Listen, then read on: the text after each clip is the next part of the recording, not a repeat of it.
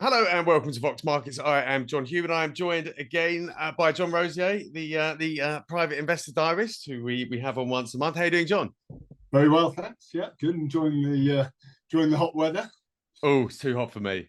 Far too hot for me. I have to hide away in my office. Also enjoying slightly better markets. I had a pretty awful May, which I mean I was down 6.2% in May, but good news is I've more than made it back up all in June. So hopefully that will continue. Yeah, absolutely. So we were a little bit out of sync because we usually speak earlier in the month about Yeah, the previous month. So we can skip the horrors of May and move on to the to what's been a much more pleasant June. Maybe let's start with a couple of things you wrote in your May report, which I thought were interesting. Commodities yeah. have been a pretty painful place to be, and I noticed you had trimmed some of your commodities positions, but I do find this one quite strange because although I think that commodities, obviously they're economically sensitive and there are, recession fears out there, there are big, looming deficits in some of these markets as the world electrifies. And I kind of wonder how you interpret that I balancing know. act. It's difficult. I mean, obviously, I did well out of commodities throughout last year, and that was on the back of these deficits that you're talking about, especially in things like copper or cobalt or whatever, battery sort of products as well. And I think that is a real sort of medium and long-term theme. And I went into this year, with that very big commodity position, sort of playing that theme. But the market's just been looking much more short-term, and China sort of reopening has been disappointing. Also, sort of concerns: is the US going to go into recession, etc., etc. So a lot of these, the underlying metals have come off. Actually, copper's held up reasonably well compared to the likes of zinc and nickel and things, and it's only off about 4 or 5% this year. So what next? Well, I sort of, I mean, you see, I've reduced a couple of positions I have in the oil and gas space. So out went Gulf Keystone and Kistos. But generally, I've kept my metals exposure. And there's sort of a feeling that I think maybe people are now starting to look a bit further forward because they do seem to have bottomed out. Certainly, they're doing better this month. Than they were. And some of these stocks have got tremendous yields, and even at slightly lower prices, they're still generating a lot of cash. So you've got something like Glencore. I mean, they're buying back shares every day, and they yield sort of 8%. So with that, I'm just going to be patient and wait for it. I guess one of the big concerns about mining, whilst they are very cash generative, as you say, and there are these looming deficits. My understanding of the commodities complex, particularly metals, is that essentially they malinvested during the last boom. It all went horribly wrong, and essentially shareholders said, we want cash flows, we want dividends, and that actually now what we could potentially see in that area is that they're going to have to really start investing again, and that potentially threatens those dividends. I mean, it's got to be a concern as well. Yeah, I think that I mean, you're absolutely right. That's what's happened. So they've not invested over the last sort of 5, 6, 7 years. So they've got much better balance sheets, and they will need to invest more going forward. But it's quite a long timeline, and also it's difficult to get a lot of these investments approved because of environmental concerns, etc. So I think to some extent that will hold back the amount of investment they can actually do. So this is, I think you're going to end up with a sweet spot of a few years where there will be such a deficit that prices will be very high and they'll generate the cash. Now, they may then start spending more of that in investment, but I think at the moment it's probably something that I'm not too concerned about. Yeah. Let's talk about something positive from May as well. There's a company here which I'm not very familiar with, which is one of your top gainers in the month, which is Neox, if I'm pronouncing it right. Yeah, tell us a little bit. Tell us Neox. Right. Who are they? What do they do? Well, it came out of a company well, basically, it used to be called Circassia. And people who held some of Woodford's funds will remember that he had a big stake in Circassia. And they were working at that time on an injection or whatever that would, for people who were allergic to cats, they could have this one-off injection and suddenly they wouldn't have a problem with cats. Anyway, it didn't work. And Circassia just collapsed. But the one product they did have is it's now a single product company. And it's a product that basically you blow into. If you've got asthma, you go and see your GP. He will then want to determine how bad your asthma is. So you blow into this machine, and it will basically, it's nitrogen oxide, I think, that comes in. The higher the reading, etc., then the worse your asthma is. And therefore, he can then give you the appropriate medication. And so they basically focused on this one machine. They brought in new management. It's a chap who basically used to run, but went into Bioquell, and he sold. The ultimate thing was Bioquell was bought, so he sorted out the company. Neil Johnson, and sorted out the company, and made it fit for selling on. And I think that's probably the end game with Neox, as it's now called. Sales in the first 4 months of the year, I think, were up 28%.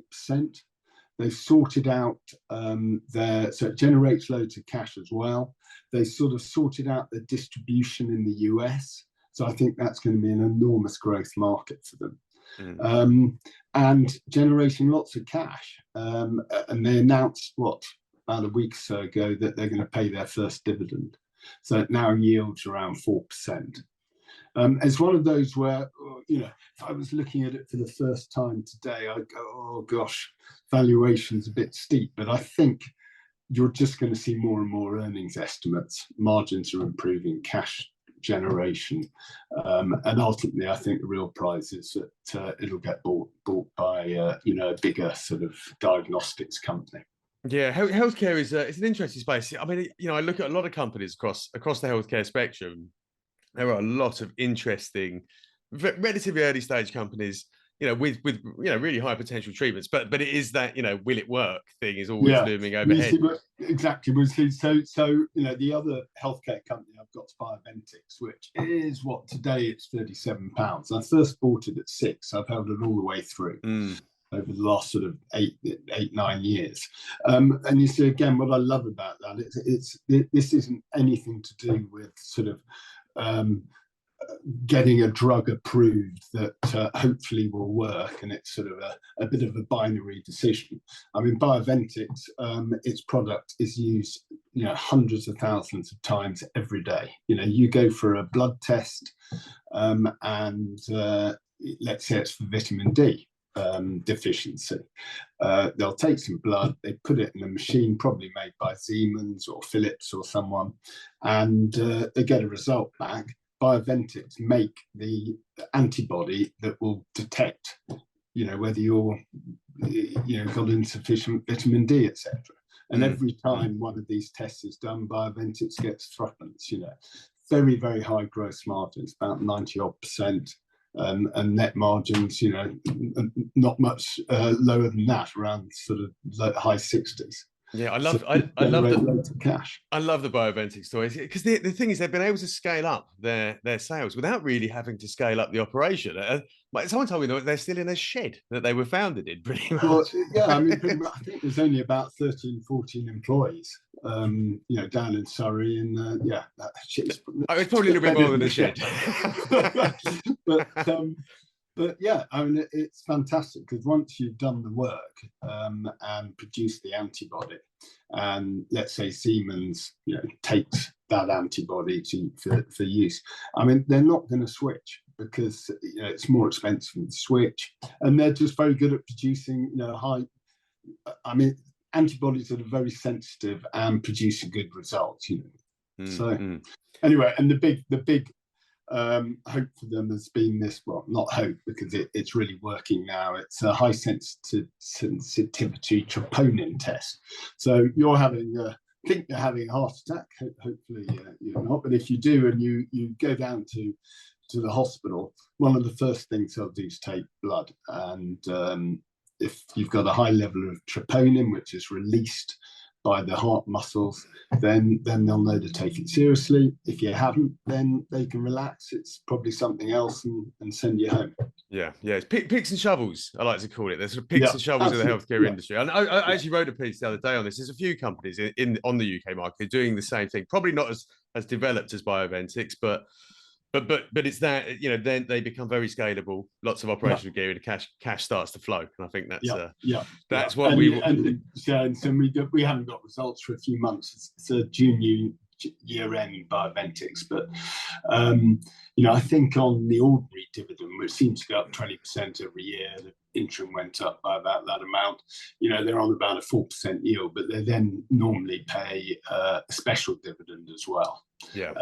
So, and this high sensitivity troponin really seems to be growing quite quickly now as well. So I'm looking forward to those results. No, it's healthcare is really interesting. I mean, I know we sort of talked about how it's sort of that 50-50, the old drug discovery process was really very much hit or miss. But one of the things that I've been hearing increasingly from the industry, I actually spoke to an investment trust manager at Worldwide Health, and you know, he talked about AI, you know, and the use of data and the analysis of data is making that whole process a lot more effective. And it's something you mentioned in your latest report as well, which I thought was fascinating. You know, there is a lot of hype around AI at the moment. It's driving the US stock market absolutely crazy. But I like your interpretation. This is that it could be a threat to some companies. So are you scanning the portfolio to kind of see the potential AI impact? Absolutely, because you don't want to end up. I mean, look, there's going to be, I guess, some beneficiaries. I mean, you know, where headcount can be cut. I mean, you think of sort of accountancy, legal areas, etc. You know, often when you go onto these bots, you end up with a bot for service sort of care and things like that, and it often isn't a very good experience. But I mean, if AI helps that experience to improve because it can understand what your problem is when you ring it or when you're on the thing, you know, that could lead, I think, to maybe cost savings in terms of headcount. But you know, looking at my areas, you know, I look through it and I think, you know, something like Neox, could AI hurt that business? No. Howden's kitchens being put in. I mean, you're going to need. I don't think AI could really. It might help. Might help design the kitchen better. Might help in design or something like that. It's not going to really hit the business. So you know, I've been through miners. You know, it's difficult to see how AI could hit a miner. You've got to get the copper out of the ground. You think it might help, you know, with the interpretation of data, of geological data. Could do exactly, yes. I mean, if it improves that. So it's sort of going through. But what I was more concerned about was any of my stocks that suddenly I could wake up one day and find out that you know that it's been hit by. And I mean, one that I did sell was Central Nick. I'm slightly concerned there. It keeps coming out with good news, good growth, etc. But the share price just not really responding to it. Almost like the market doesn't trust it. I think part of the problem was the market struggled to understand what it actually did. I think they're doing a better job at explaining what they do now. I went to a presentation at Mello the other week, but you know, they talk about AI and say how it could help them as a business, and maybe it will, but I could also see how it could also destroy their business. I think. I mean, you know, I'm not prepared to hang around and take the risk. Indeed. And the interesting one is stock I don't hold, but has been very good, was RWS.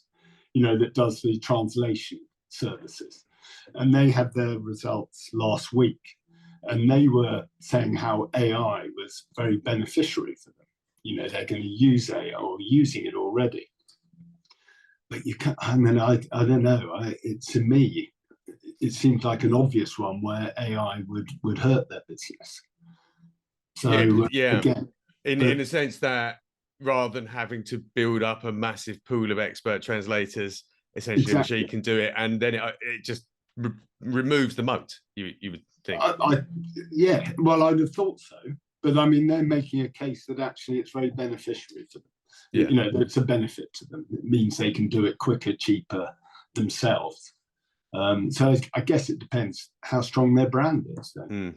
Yeah, no, it is fascinating technology. I think Rishi Sunak was at this morning saying it's going to be bigger than the Industrial Revolution, and you can see how there is a case. Yeah, There is a case for that, definitely. Yeah. So what have you been buying? Did you dip into the wallet this month? Yeah. Well, I mean, I bought IG Group. You know, the sort of spread betting business. Yeah. So I bought a holding in that. I mean, that was one of my sort of, I think, quality compounders. Return on capital 20 odd percent, margins around 40%, generating a lot of cash. But it's available at what, sort of 6.4% dividend yield, 7.5 times May 23 earnings. Last trading update was pretty good. Yeah. There's been earnings upgrades.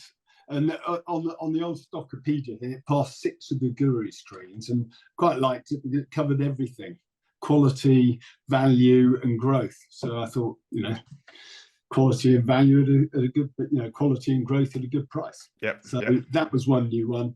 Then another one, which, I mean, it's a small sort of initial position, is RS Group. You know, the component distributor, I suppose, used to be Electric Components. Same sort of thing, you know, return on equity mid-20s, free cash flow yield around 7%, went XD today, actually. But, you know, reasonable dividend yield around 2.7, 2.8%, and a PE of around 13. So another quality compounder at a decent valuation. I mean, slight worry, you know, if we did have a sort of global slowdown, recession, I guess their business could be hit. You know, but the new CEO has been buying a lot of stock. I mean, he's bought £250,000 worth the other week and things around these levels. Yeah. So you know, last trading update was positive. He's buying stock. Sort of think maybe he knows things are pretty good, or it's all in the price. Yeah, it's decent business. I've actually bought a few bits and bobs of them. It's when I'm putting plugs and stuff together, it's very, very, very well priced, very good service. It's fantastic. Yeah, and I think we got results in probably 20th of July, something like that. Yeah. And then what else have I bought? Well, this month actually it's probably the least exciting purchase I've ever made. I've bought some Unilever. Oh, because I mean it's come off quite a lot. The relative strength index was right down at 30. Look at the chart there. Every time it's got there before, it's had a good bounce, and it looks good value. So, yeah, I actually own Unilever, and it was for a while my best performing share. You know, and as you say, it's had a really horrible month where my growth holdings have been going the right way, or the sort of value ones have been going the wrong way, and Unilever is one of them. But there was a bit of news, wasn't there, around a quite senior board change. I think CFO is off, which I assumed was what hit the shares. I think probably yes. I mean, they were £45 on the 2nd of May, and I mean I bought at £40.30, so a good 10% drop.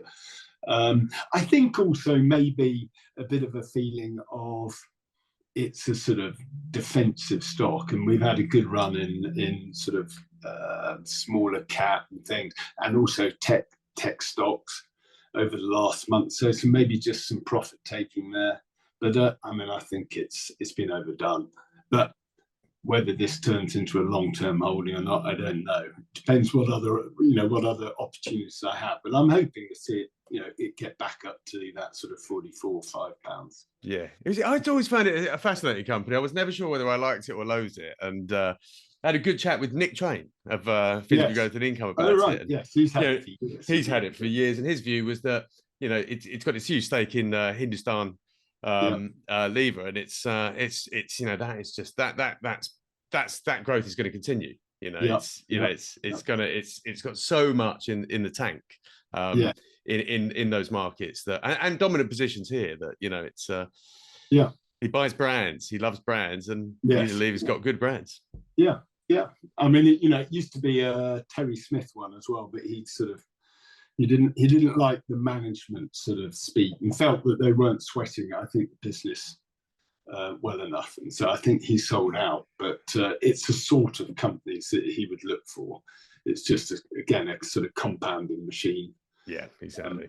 Not for the last couple of weeks though, annoyingly for me. So so we are in June, mid-June now, and May was horrendous. June, you've made it all back. Portfolio's back above 600k, I think you said. Yes, it is. Yeah. What's been helping you out? Where's your tailwind come from in June? Oh, right, gosh.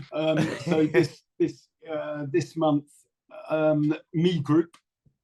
So we had a nice trading update from them, and 10% earnings upgrades.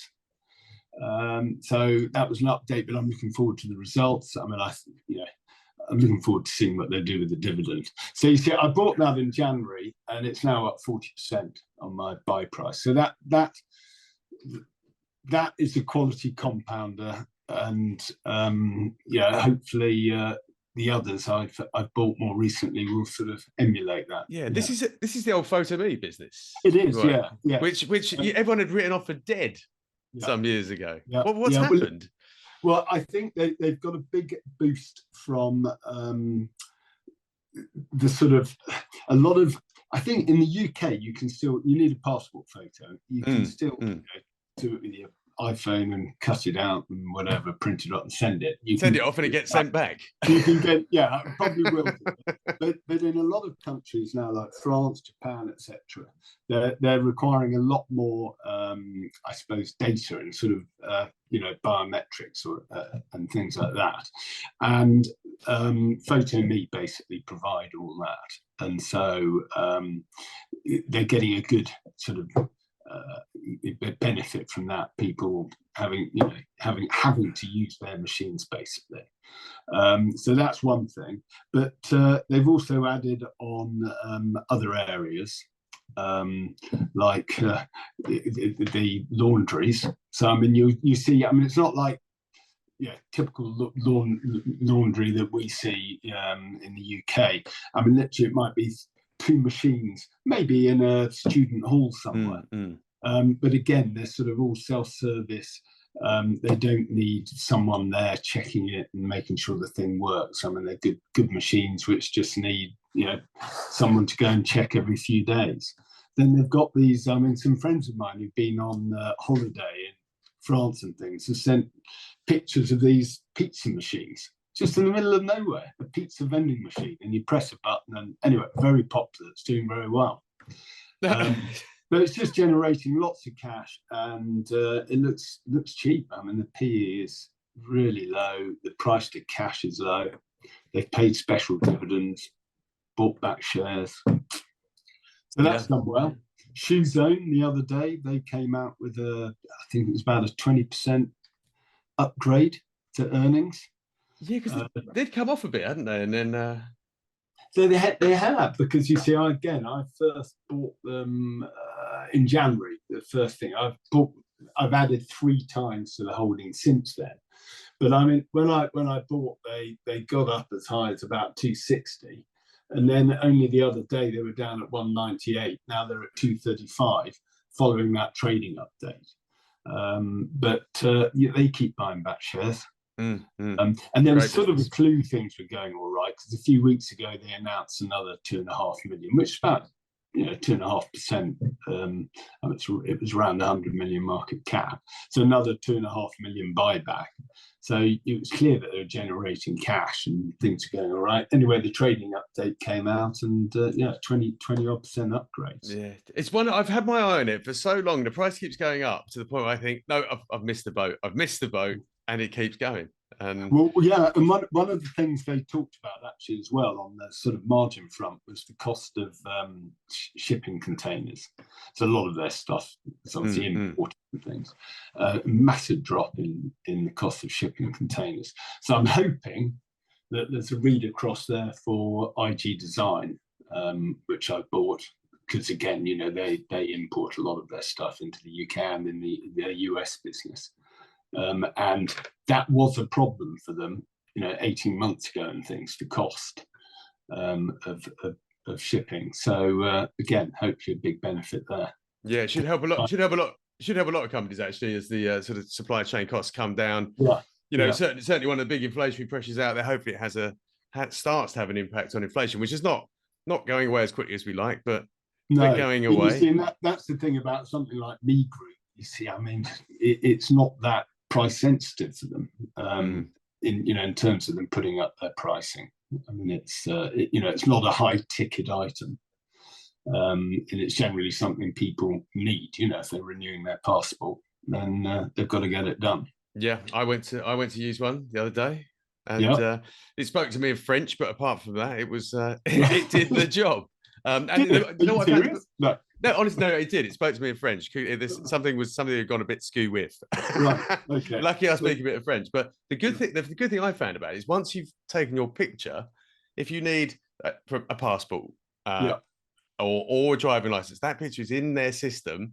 Yes. And you use it across anything you need to make an application for. I think it's a business transformed. I'm intrigued. I'm going to go and have a look. Yeah, good. Excellent. And then also, you know, my largest holder, Serica Energy, has bounced back. I mean, you know, I'm pleased to say that, you know, Serica's low point was back in March, and it was pretty relentless down to that point. And the other day, it actually hit a 3-month high. So, and we've got the dividend coming up, ex-dividend on the 29th. So 2 weeks today, 14p on a 248 share price. That's just the final. Nice. Happy days. Yeah. Happy days. The sun is shining. Time to go and enjoy it. John, absolute pleasure talking to you as always. Speak again in July. Yeah. Speak next month. Brilliant. Thanks, John. Speak soon. Bye.